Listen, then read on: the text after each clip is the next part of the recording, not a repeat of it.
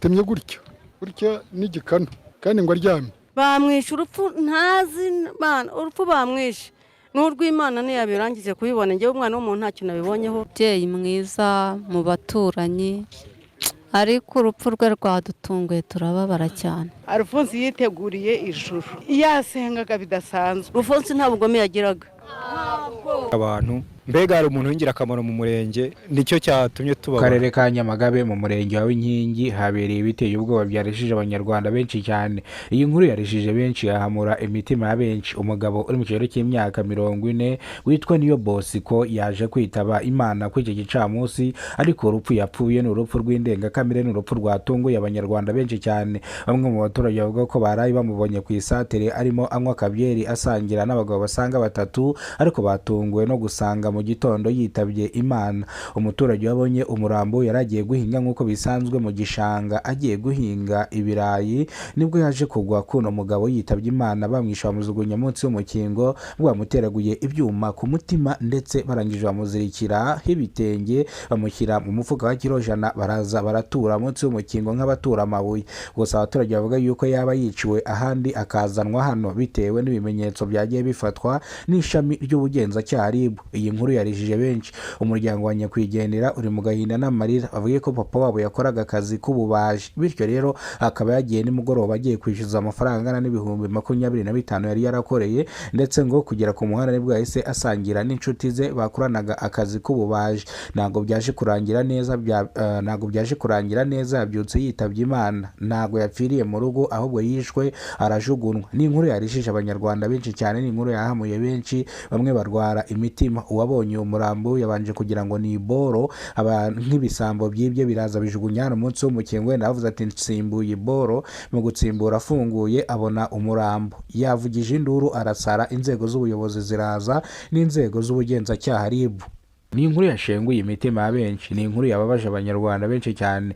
Uyu muturage wari ugiye guhinga avuga yuko yari yagize ngo nagapfunyika ibisambo byibye bikaza bikakajugunya hano munsi w'umuhanda, agiye gufungura agira ngo ni iboro, arangije abona umusatsi nibwo yahise avuza induru aratabaza inzego z'ubuyobozi, inzego za RIB, inzego za polisi, inzego z'ubugenzacyaha RIB n'inzego zo mu midugudu zose zirahurura zitabarira kugiye mu kuhagera zisanga ni wa mugabo wishwe urupfu rubi cyane, dore ko akabari yarimo anyweramo nijoro. Ubugenzacyaha bwahise bugahagarika by'agateganyo kugira ngo bakore iperereza. Wari uri mu kabari wacuruzaga inzoga yavuze abo bari kumwe mu masaha ya nijoro, bahita bafatwa kugeza mu ginganga batawe muri yombi. Ariko bisobanura bagira batya, bavuga yuko umugabo ari inshuti yabo batamwica, kandi ikindi barimo basangira agacupa, ndetse bavuga yuko batandukanye mu masaha ashyira saa moya z'ijoro bagataha nawe agataha.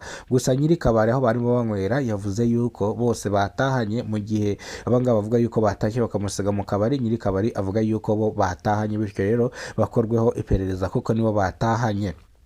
Uyu mugabo asize umuryango w'abana 4, nawe wa gatanu nawe wa gatanu n'umugore wa 6. Bivuze ngo rero bari abantu b'umuryango bari 6. Umuryango we rero uri mu gahinda n'amarira, ubwe ko waryaga ruko uyu mugabo yakoze. Bityo rero kugeza amaginganga nimba umugabo yitabye Imana, arasaba ubufasha inzego z'ubuyobozi kuba yafashwa, kubera ko birababaje kandi bitagahinda. Avuga ko aba bana bigaga ruko papa wabo yabarihiriye ni minerivare, avuga yuko bano bana baryaga ariko papa wabo yahashye, bityo rero afashwe ndetse kugira ngo abana bagume mu ishuri. Ariko abaturage bavuze ko uwo muryango bagiye kuba hafi, ndetse n'inzego z'ubuyobozi zavuze ko bigiye gushaka icyo gukora uno muryango wa nyakwigendera ufashwe.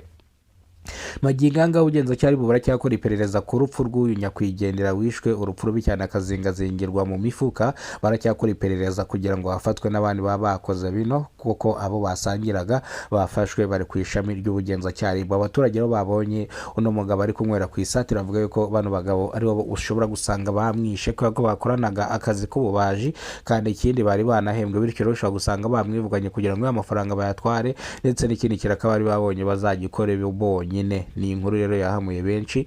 Iyi nkuru yacu reka tuyisubikire hano, amakuru nakagaruka nibwo bwa mbere geze ko umuyoboro wa Kizasabona TV Rwanda.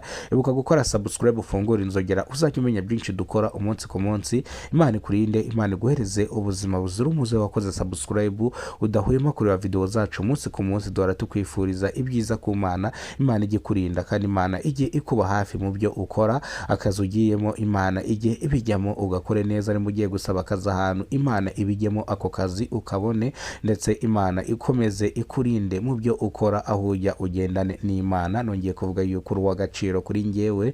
Imana igomeze kundinira iguhereza ubuzima buzira umuze.